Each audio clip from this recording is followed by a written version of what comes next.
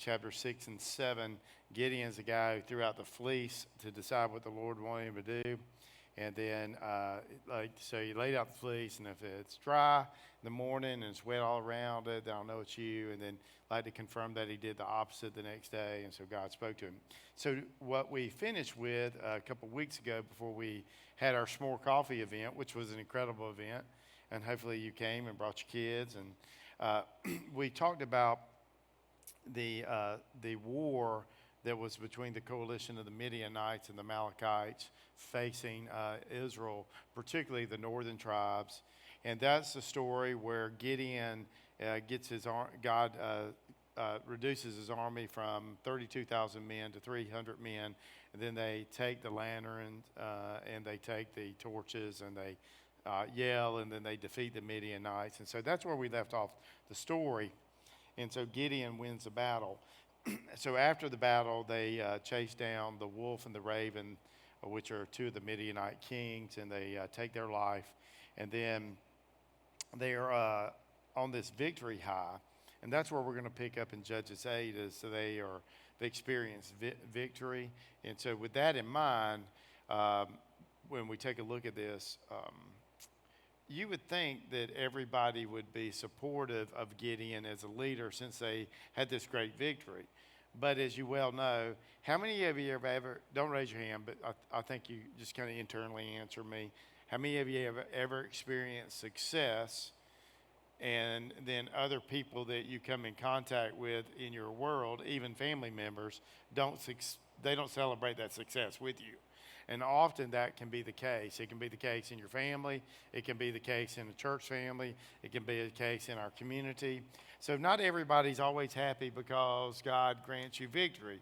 And that's what's going to happen in this section. And Gideon's going to have a good response on the first occasion. But as this moves down the road a little bit, you're going to see a little bit of a downward spiral in his response toward those who don't celebrate his victory, don't support him in his victory. And so we'll see that in the previous cycles, when God raised up the judge and he used the judge to deliver the people, there was peace. On this occasion, you're going to start seeing that there's not always going to be peace after the victory. And so we're going to take a look at that. So today we're going to particularly look at Judges 8, 1 through 21, and then we've got a couple of Proverbs that we're going to put in there to help us to understand those. So one of the things that you learn pretty much in life is every time that you have success, not everyone is going to celebrate your success with you. Unfortunately, that'd be the case. And let's just be honest, we probably have done that to other people as well because of jealousy. And if you struggle with jealousy, one of the things that you can do scripturally to break the kind of the stronghold of jealousy in your life is learn to celebrate the good for other people. Kind of make yourself celebrate it. And when I say celebrate it, I mean you do something particularly toward them, not just to on the inside go, yay, I'm so happy for you. I'm talking about you have to do something.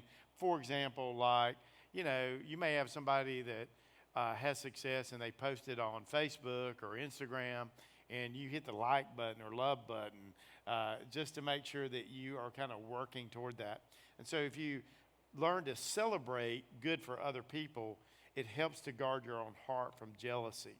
Now, this section of Scripture, the first section we're going to look at, let's read verses 1 through 3 because that's the first section, and then we'll break it down in the time that we got allotted together. So then the men of Ephraim said to him, to Gideon, "What is this that you have done to us, not to call us when you went to fight against Midian?" And they accused him fiercely. And he said to them, "What have I done now in comparison with you? Is not the gleaning of the grapes of Ephraim better than the grape harvest of Abiezer?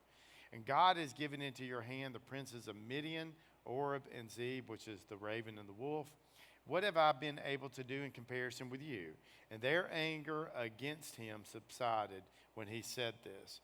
Now, let's talk about this because you may not be real familiar with who Ephraim is. And this also gets you to think about where Gideon's from in case you missed it.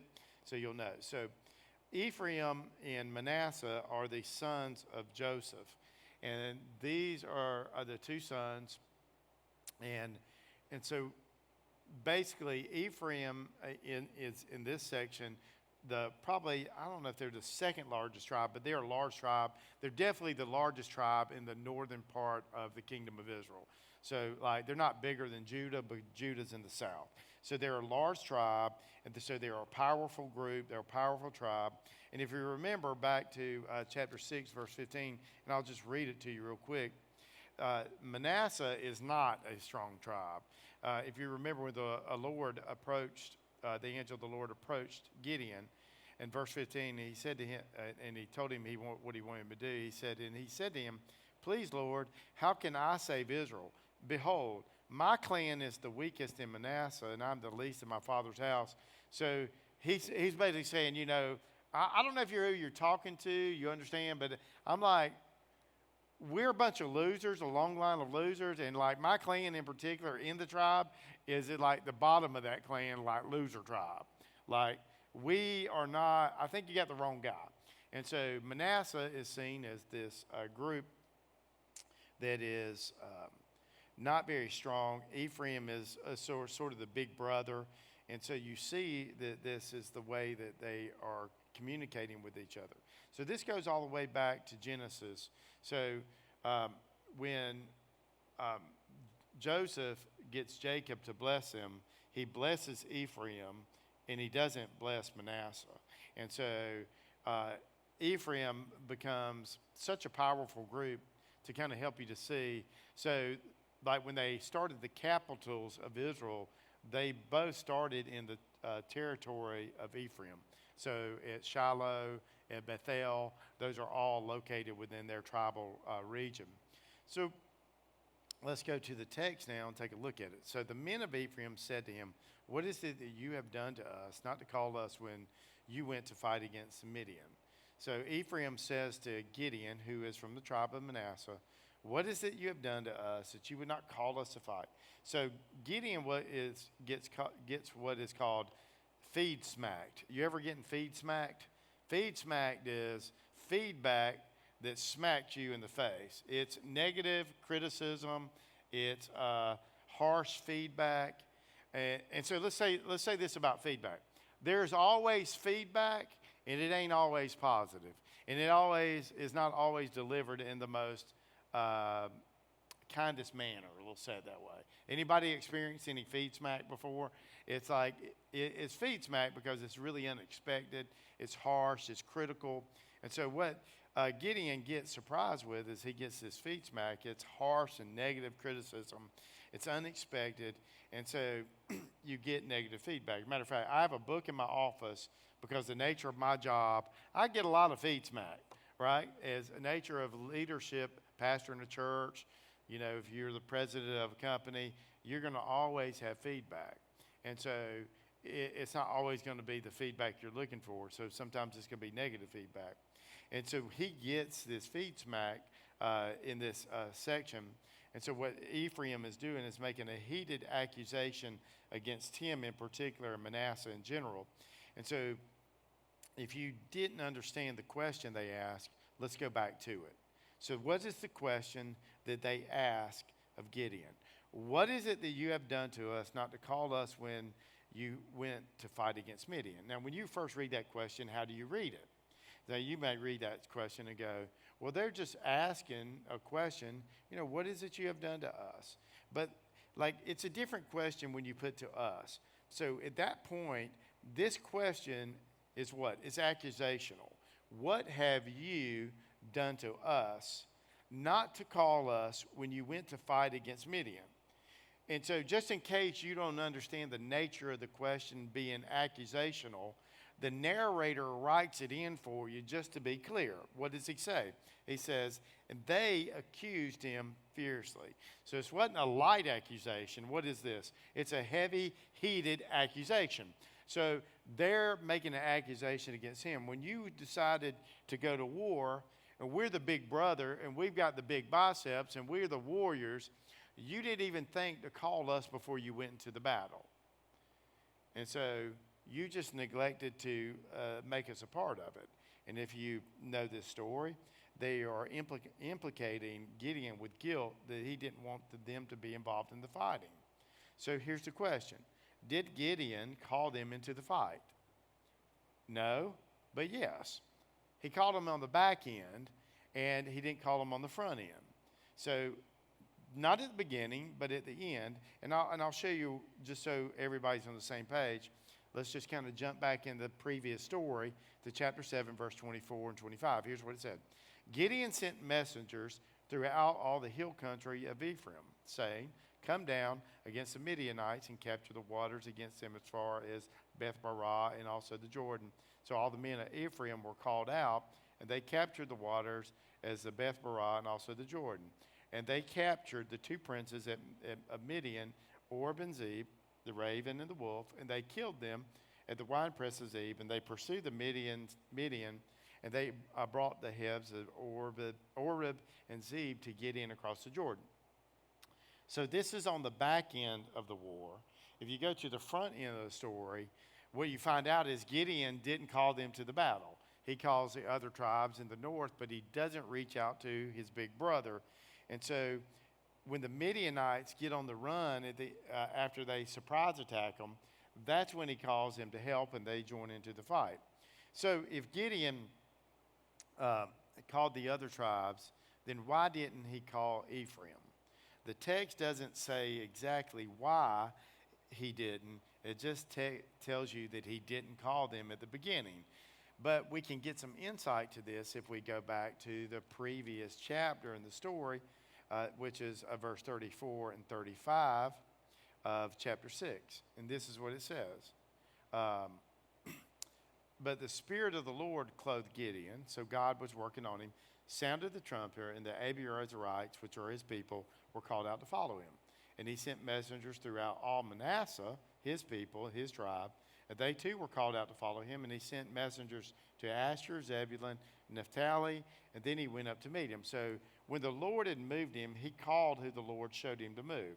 Now with that in mind, it's okay, so why did he call them? Because God told him to do this. And if you go back to the beginning of chapter 2, I want to remind you of what God told Gideon at the very beginning. So verse 2 says, the Lord said to Gideon, the people with you are too many for me to give the Midianites into their hand, lest Israel boast over me, saying, my own hand has saved me. So get this in mind. So when the battle is about to take place, what Gideon decides to do, as the Lord moved him to do, is to send out messengers to call his brothers in Israel, the other tribes, to be a part of the battle. So he sent them to Zebulun and Naphtali, and he sent them all throughout Manasseh. And so you have this group of people who gather together. And so what did we say at the beginning, just as a reminder? How many soldiers did he have in the beginning? He had 32,000 men. And then God said, you got way too many people. And what does God tell him? He said, I don't want you to have that many people going into the battle against the Midianites, because God was concerned that they were going to say what? We did it ourselves and we won the victory.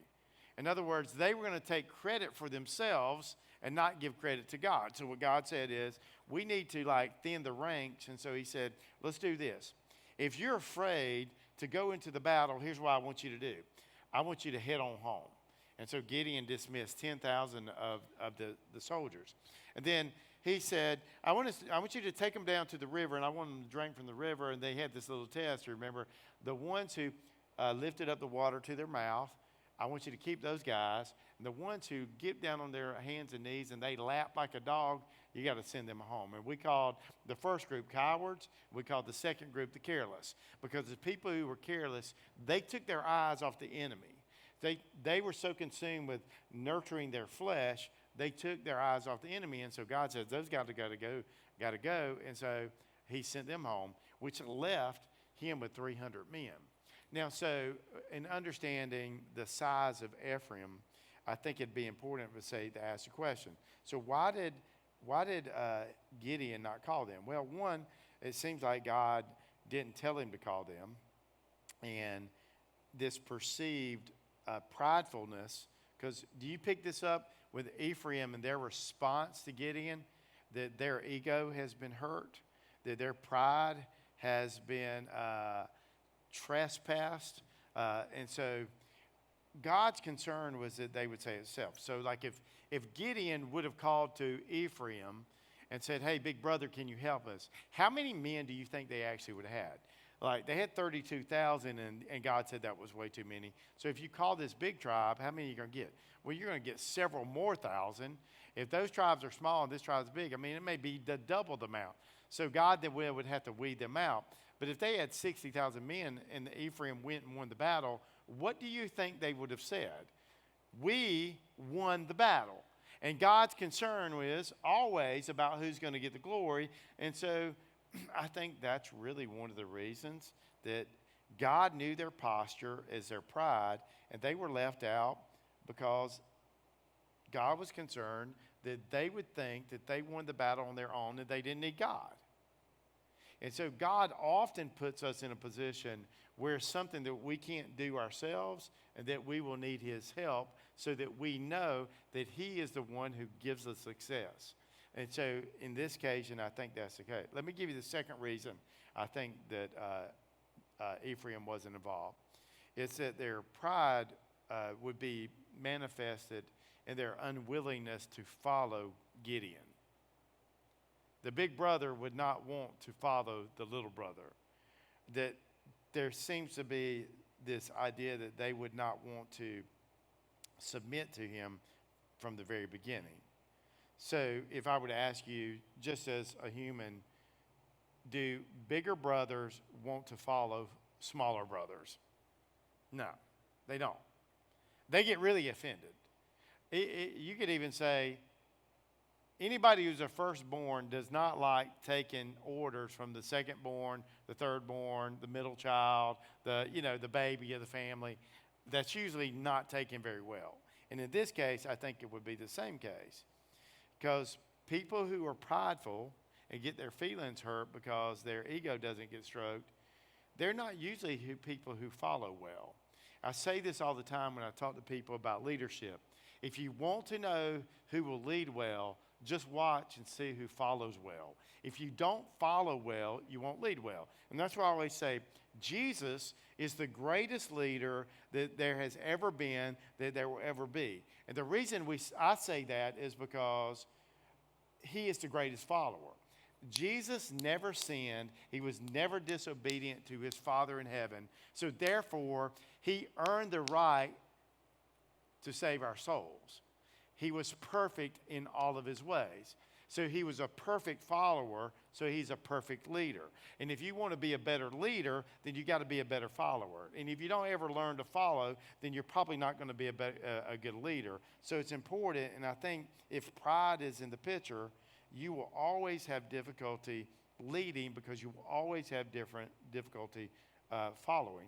If you go to read books, like leadership books, they're not necessarily Christian books, but like, let's say if you've ever read like Jim Collins' Good to Great, like one of the characteristics that he mentions is humility.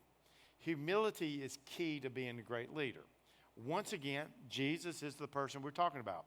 Jesus is humble. That's why he's a great leader. Because what does Jesus say?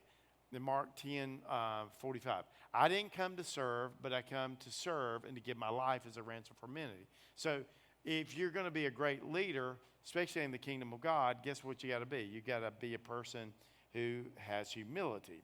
And so if you don't have humility, you're going to have trouble following people because prideful people always have trouble submitting to people in leadership. Why? Because they think they know better. And all of us struggle with pride because all of us look at other people who lead and we say, if I was in charge, I would do it differently. And what we mean is not that we would do it differently. What we mean is we would do it better. That's what we mean.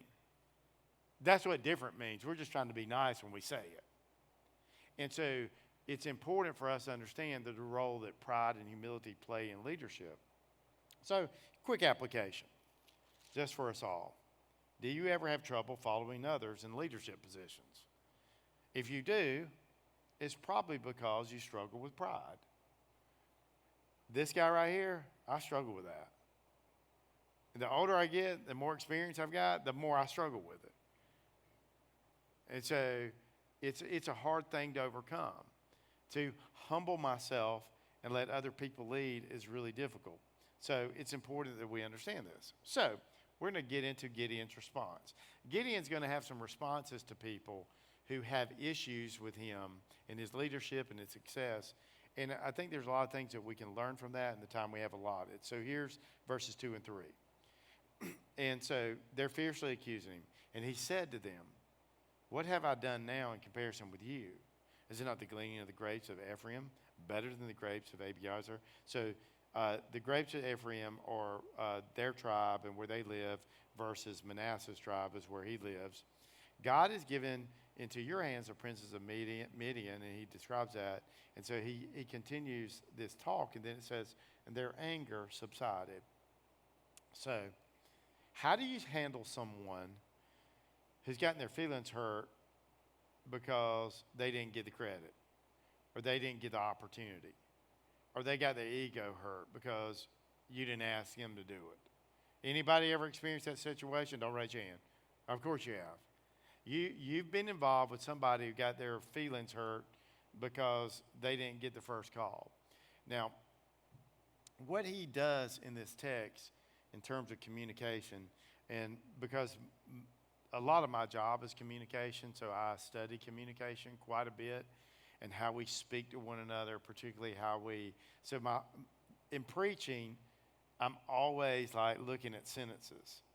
And so when I was in school, if I could go back, you have regrets about what you did in school or what you didn't do? I got regrets because I should have learned English better. And if you heard me talk, you should have. And so my wife is a teacher, and she will correct me quite often. But I do love, as I've gotten older, and for my job, I like communication.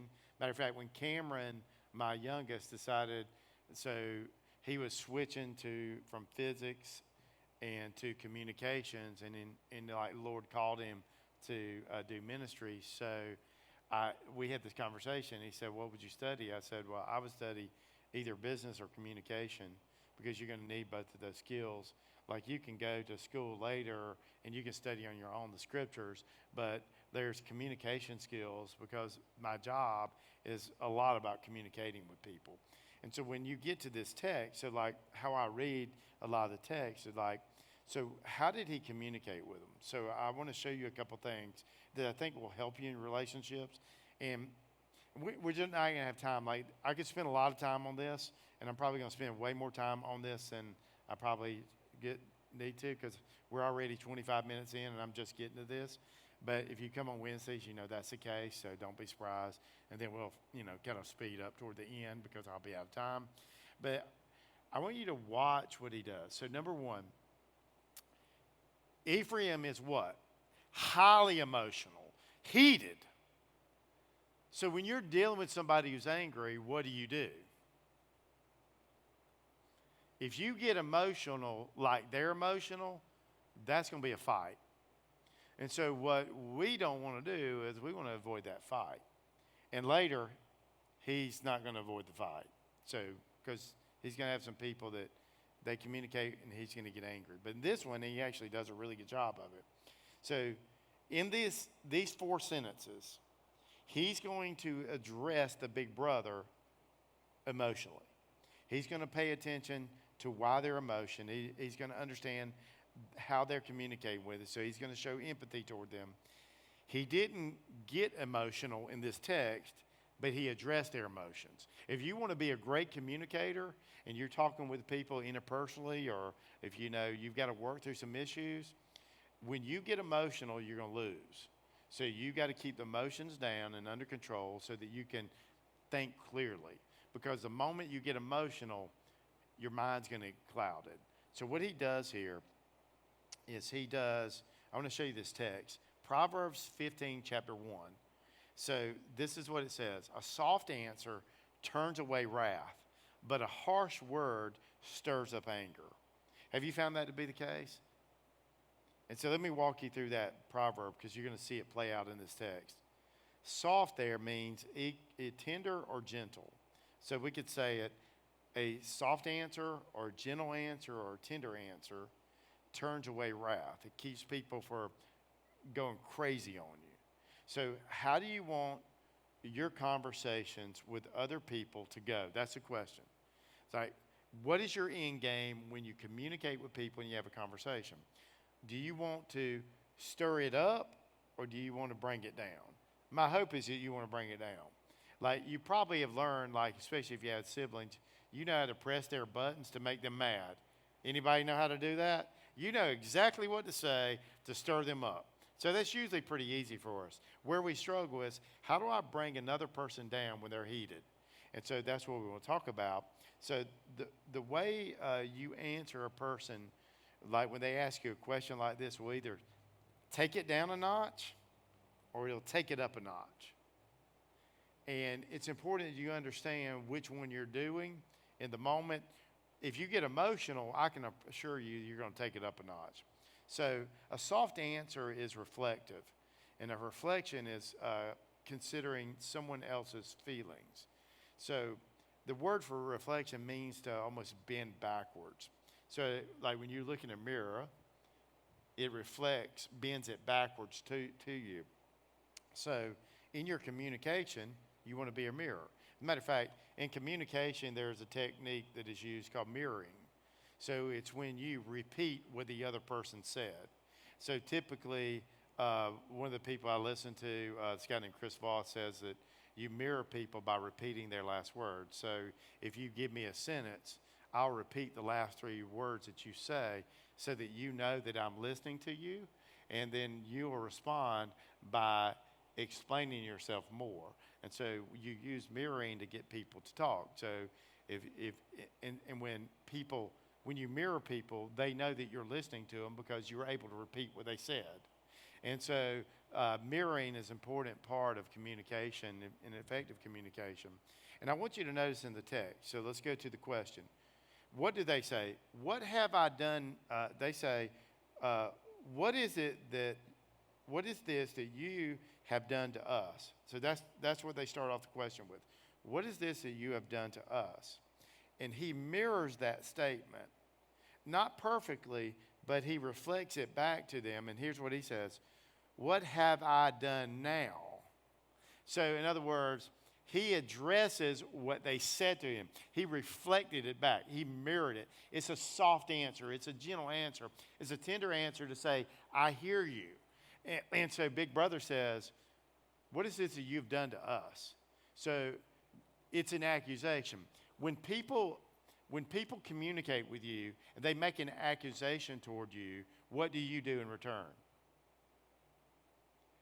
You either get really defensive or you'll make an accusation toward them.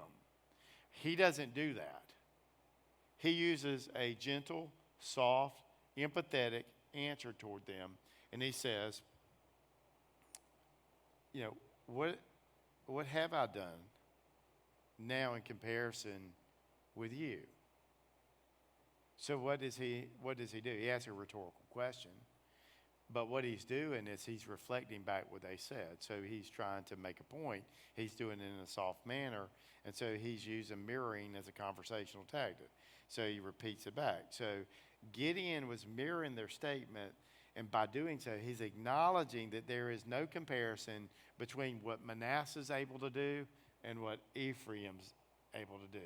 So what is the feeling, the emotion that he's addressing with them? He's addressing their pride and their ego. He's saying, what y'all are able to do and what we're able to do, there's no comparison. Like, y'all are able to do so much more. Like, he's sensitive that they get their feelings hurt. And so, that's the way he answers. So what they responded was, because he's going to say their anger subsided. So good mirroring in a conversation builds rapport with the other person. And I would encourage you to practice it and work on it. And here's what I would say. You need to practice with mirroring in regular conversations, so when the hard conversations get there, you kind of know how to use it. Like, don't wait until you get into the moment when it's heated, because you're probably going to get heated, and you're not going to mirror anybody, and you're probably going to say some things that you regret. Most likely, you've already done that before, so you should learn from that. So with that, what people want when they communicate, and when people are angry, whether they're right or wrong, what people want is for you to hear them. They want to know that you understand what they are saying. All of us. So that's why we have such trouble listening to other people, because we want them to hear us so badly, we can't wait for them to shut up so we can say what we want to say. So, like, one of the things you're going to do if you want to be a great communicator is learn to listen and learn to reflect back what they're saying so that they feel heard. And once they feel heard, they're more likely to listen to you. So he uses a rhetorical question. So it's a soft and gentle way of responding. So in other words, you can use a mirror in your answer, or you can be a spoon in your answer. A harsh answer stirs it up. And so it takes it to another level. In responding emotionally to other people, you often will make an accusation against them, or they will feel like you didn't listen. So if you have a bitter or sharp response, it's not going to go well with other people.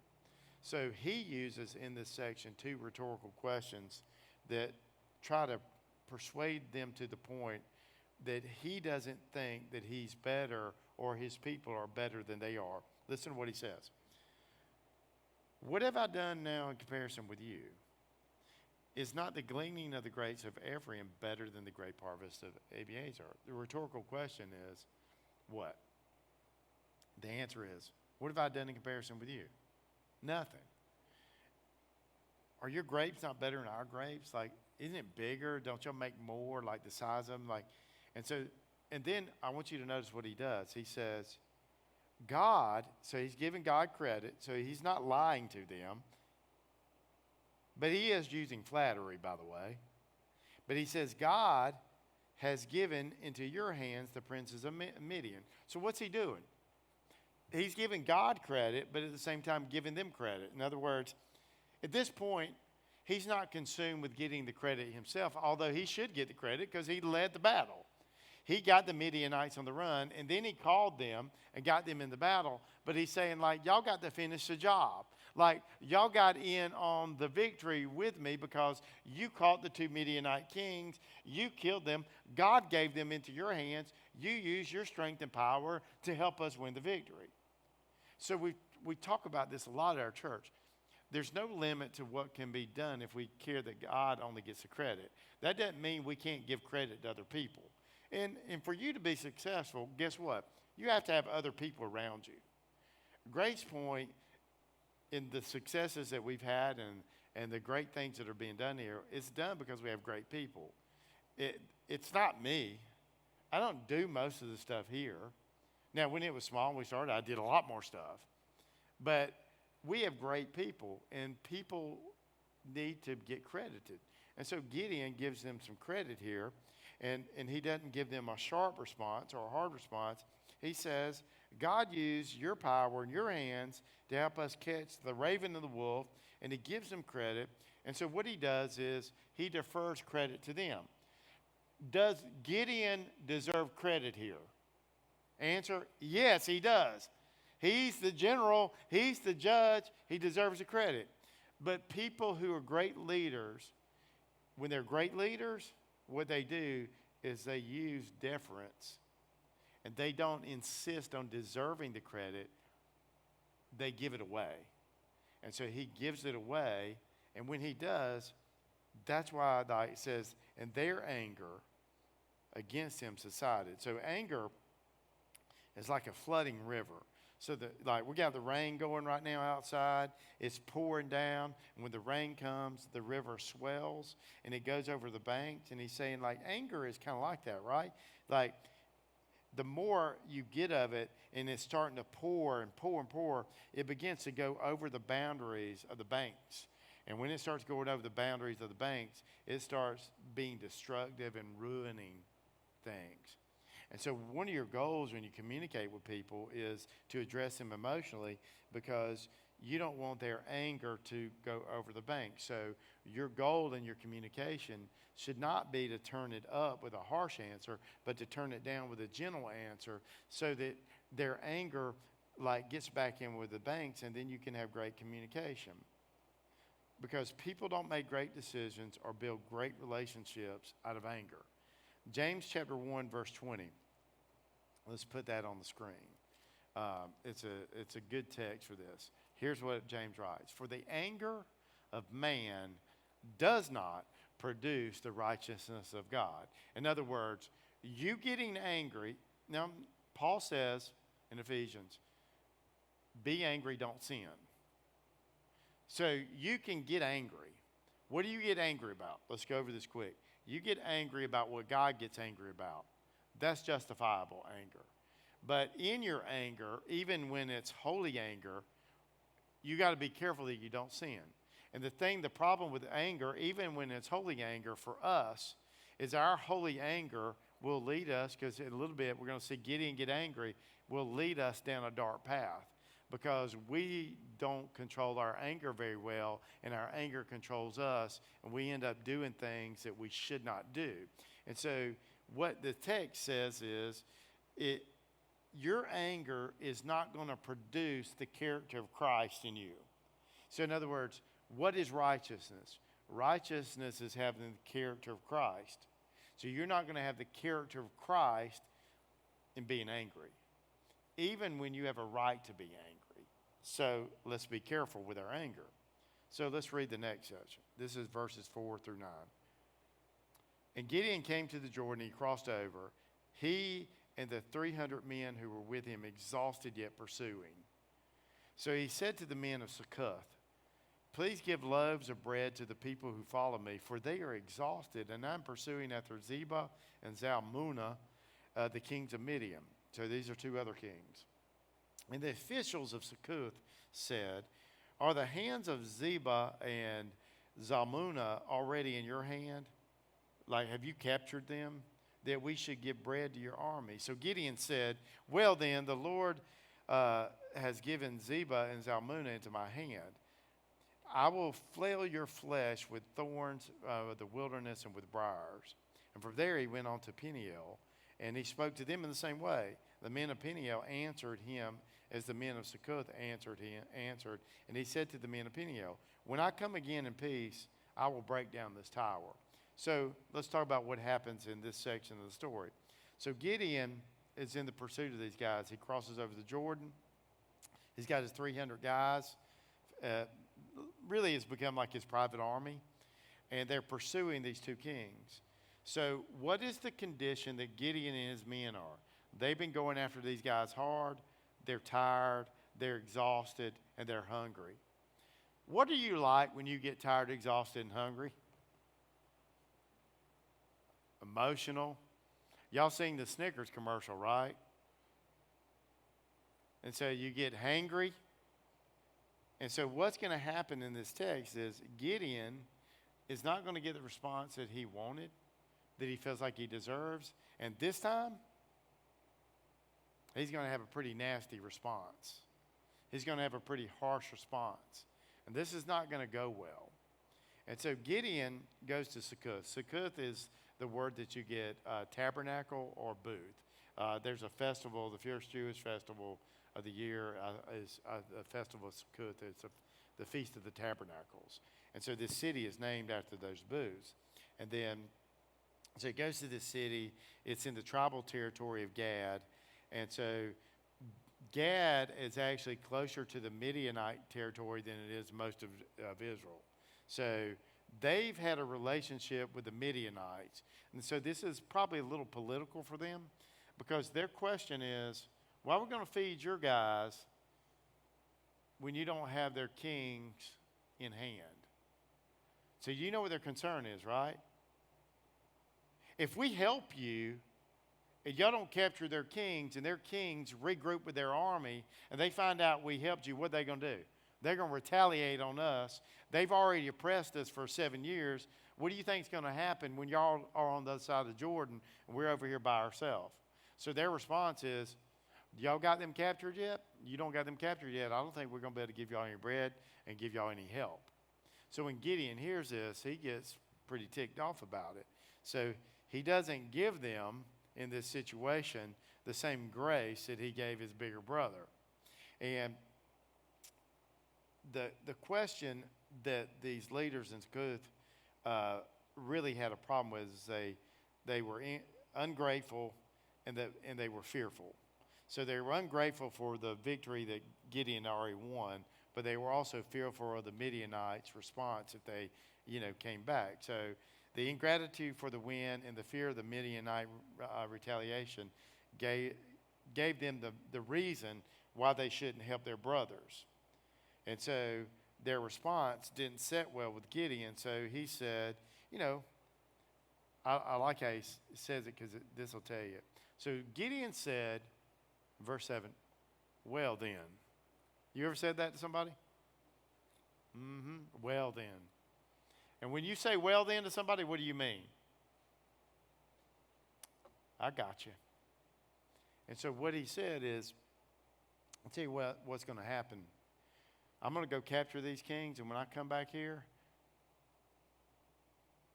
I'm going to get a switch, and I'm going to spank all y'all. But this switch, did anybody grow up with your parent told them to go get a switch when they got in trouble?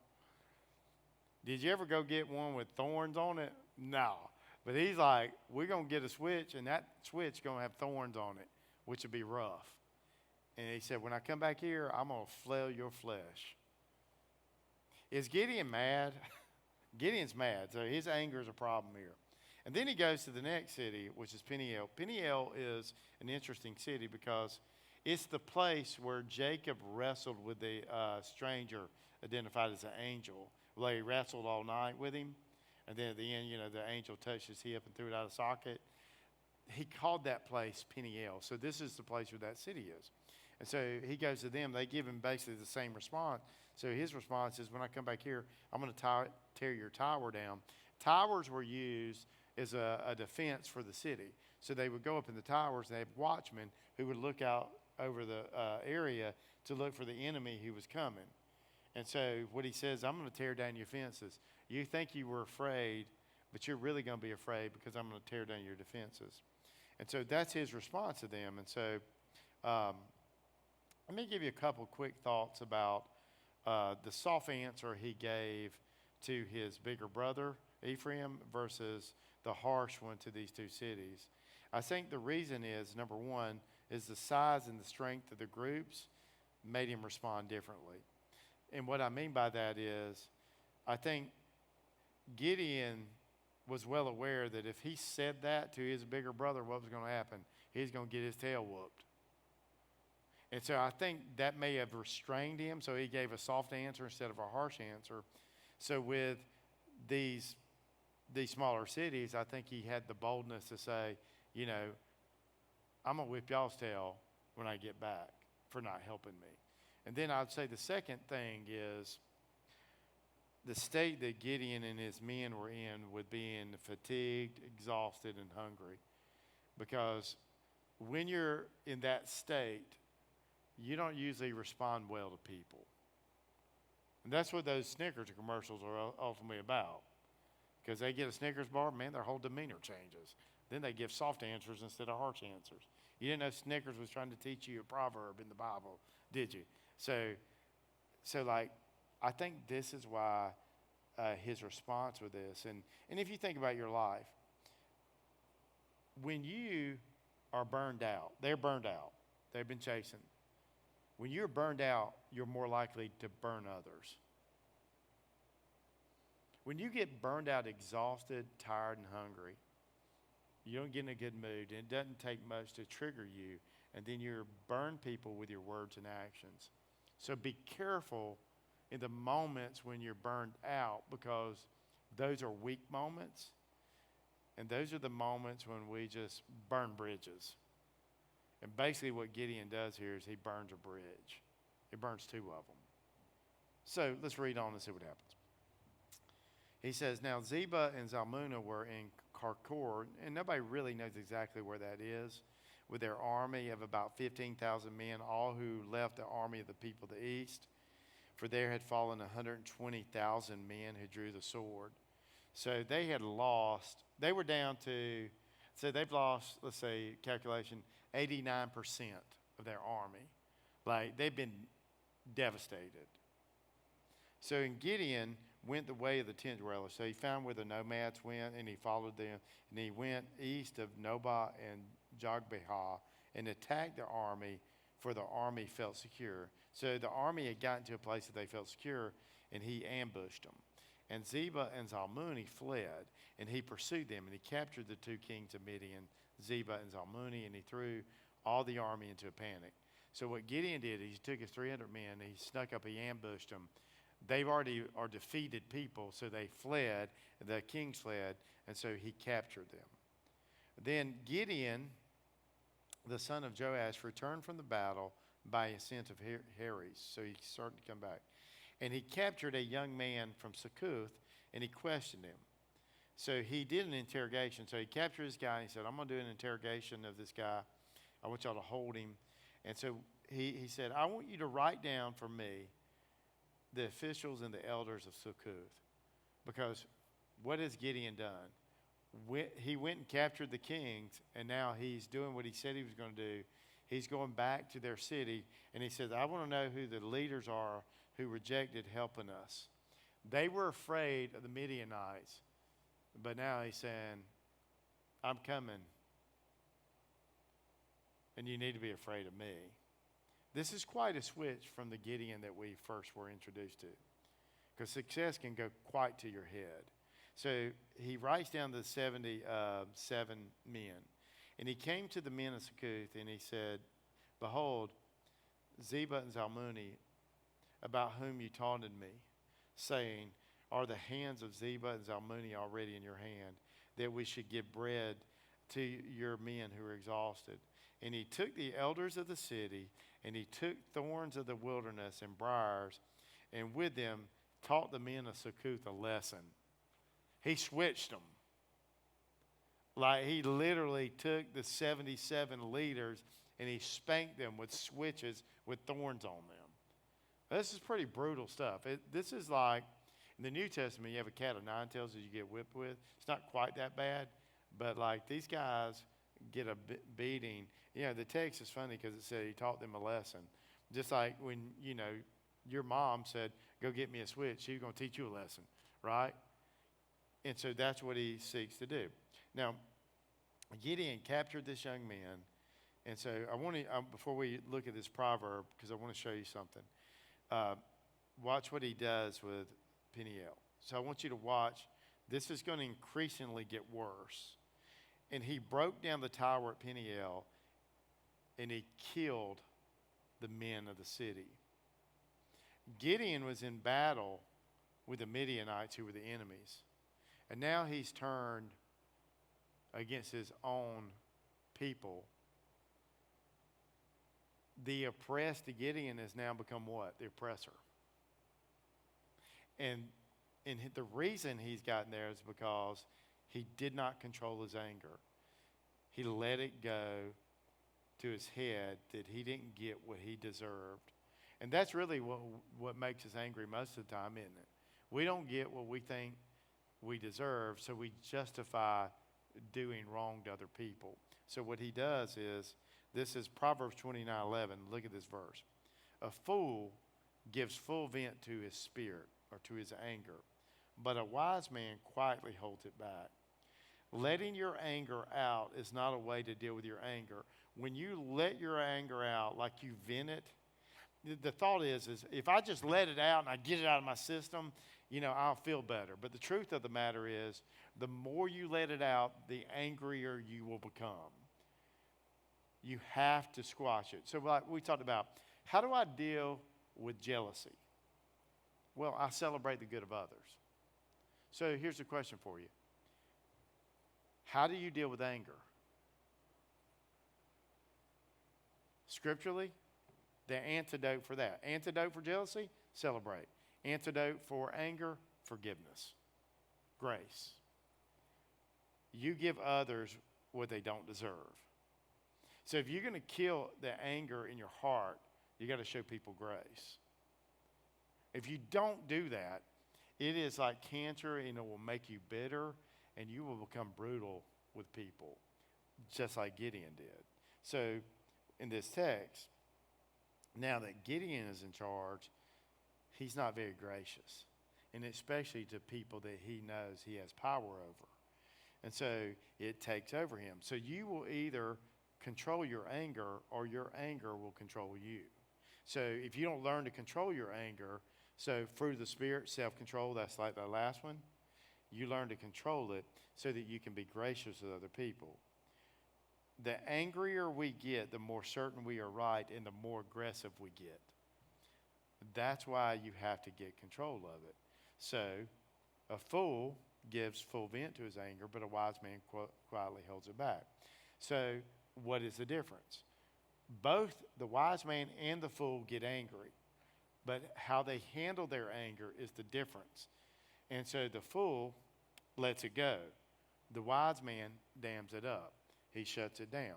That's why, like, if you ever had somebody say, when you get angry, you need to stop and count to 10. That's so you get control. Because there's some stuff going on in your body that you've got to slow it down. So scientists say this in your body. Your amygdala releases catecholamines, which give you a burst of physical energy. Your glands release epinephrine and neuroepinephrine, which goes into your blood. Your blood pressure rises. Your face gets red. Your adrenaline starts rushing. And then your prefrontal cortex is flooded with blood. And that's why when you get angry, your mind gets foggy and you get very narrow in what you do. So when the angrier you get, you see one option. So when Gideon got mad with them, what was the option? I'll tell you what you're going to do. You don't want to feed my guests? When I get these guys and I come back, I'm going to get these thorn switches and I'm going to whip all y'all. And then by the time that he got to Peniel, what had he done? His anger got, and he said, I'm going to tear down your tower. And then what he actually did was he went beyond that. He killed all their men. And you would say, well, I would never do that. Well, I hope you wouldn't. But if you don't get control of your anger, that's what the kind of thing that will happen. We all do things that we regret. We all have gotten angry. Ever gotten angry and punched something and go, I shouldn't have done that? I had a friend in college. He was a boxer. He had an issue with his girl that he was dating. And he punched out his windshield. And afterwards, I think he broke his hand and he had broke his windshield. So he had two problems instead of one, right? And we've all done that. So control your anger, because it doesn't bring about the righteousness of God. Nobody's ever said to me in the council, Pastor, I really got angry and I was just like Jesus. And then, they may try to say, I was like Jesus. I got the whip out and we turned over the tables. Well, you're not Jesus. And I don't know anybody who gets really angry and go, I made really good decisions. And so it's important that you get that under control. So he didn't, and he did some awful things. And so let's find out why he was so bent on getting these kings. Because he's going after them pretty hard. And this is something you don't know until later in the narrative. And this is our last section. And we got 5 minutes, so we're good. Then he said to Zebah and Zalmunna. So remember, he called them, where are the men whom you killed at Tabor? And they answered, as you are, so were they. Every one of them resembled the son of a king. So what this tells you is Gideon was kind of in the beginning of the story, kind of down on himself, didn't think much of himself, saw himself as a loser. But this tells you he's an impressive guy. He said those guys were just like you are. They're impressive guys. And so they said that every one of them resembled the son of a king. And Gideon said, they were my brothers, the sons of my mothers. And as the Lord lives, if you had saved them alive, I would not kill you. Now y'all know why he's bent. These guys are responsible for the death of his brothers. So what's his crusade? His crusade is, it's moved, and if you notice, from about verse 10 on, when Gideon starts going down this path, this is no longer God telling him to go this path. This is his own path, because it's a personal vendetta he's got, like the law, right? Eye for an eye, tooth for a tooth. And that's what he tells them. If you'd let my brothers live, I wouldn't kill you, but because you killed my brothers, you're going to die right here. And so watch what happens. He said to Jether, his firstborn, rise and kill them. So he looks at his own son, his firstborn son, and he says, son, kill him. But the young man did not draw his sword, for he was afraid, because he was still a young man. What he was trying to do was disgrace these kings. It was the disgrace in the Old Testament to be killed by a young boy or a woman. We'll see somebody get killed by a woman with a stone on the head later. But that's disgraceful. And then Zebah and Zalmunna, because they saw the young boy, they said, rise yourself and fall upon us. For as the man is, so is his strength. In other words, don't disgrace us. You kill us yourself. We want to get killed by a warrior. So they want an honorable death. They don't want a dishonorable death. And so they're like, do it yourself. So Gideon arose and he killed Zebah and Zalmunna, and he took the crescent ornaments that were on their necks of their camels. And so what he did is he took the trophy. So Gideon killed himself. So when we first encounter Gideon, you see a guy who's humble and lowly. And at this point, he's had victory and he's had success. And now you can see what success has done to him. It's really difficult to handle suffering. And if you suffer, and if you've suffered at all, you know that's true. But it can be equally and maybe even more difficult to handle success and what it does to you. And so you see this all throughout the scripture. When people have great success, they are in grave danger. And you have to remember that. Whenever I have great success, I'm always in great danger, because when we have success, we tend to forget about God. Where we once saw we needed help and we needed grace, particularly when you fail. I need some grace because I'm a failure. I'm a loser. How could you ever use me? If you don't do it, it can't be done. But when you have success, you move into a different light and you go, look at what I did. And then when people don't give you the credit you feel like you deserve, what do? You get angry about it. And so Gideon is this flawed hero. This is why I like the scriptures, because it could have just gave us Gideon's story and we'd all been like, well, Gideon was right on. But like with David, with the Moses, Abraham, God gives you the full picture. And I think he gives you the full picture because you know what you're like? You're more like them than you are like Jesus. The goal is to be like Jesus, but you're more like them. I'm more like him than I am like Jesus. And what this allows us to see when we look at Gideon and his flaws is to say, he's like me, but God used his life. And these are warnings and examples to us. Matter of fact, when Paul writes to the Corinthians, he mentions several Old Testament stories, and he says specifically, these are warnings to us. We often start off well, because I coach runners and I coach distance runners. I can tell you, I probably said this 1,000 times. Everybody starts off the race good. They started off fast.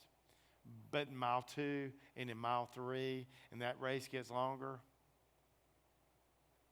everybody doesn't finish well. And Gideon is on a downward spiral. And so as we're moving through this, we'll see the judges struggle more and more. And then we're going to get to Samson, and his story, he's going to struggle. So here's the thing I want to remind you of.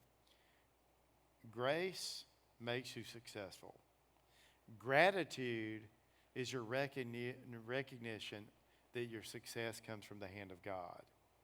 If you have received grace and are successful, be gracious with those around you. That's the gospel. I need grace.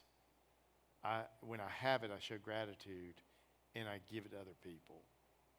Gideon forgot it, but you don't have to. Let's pray.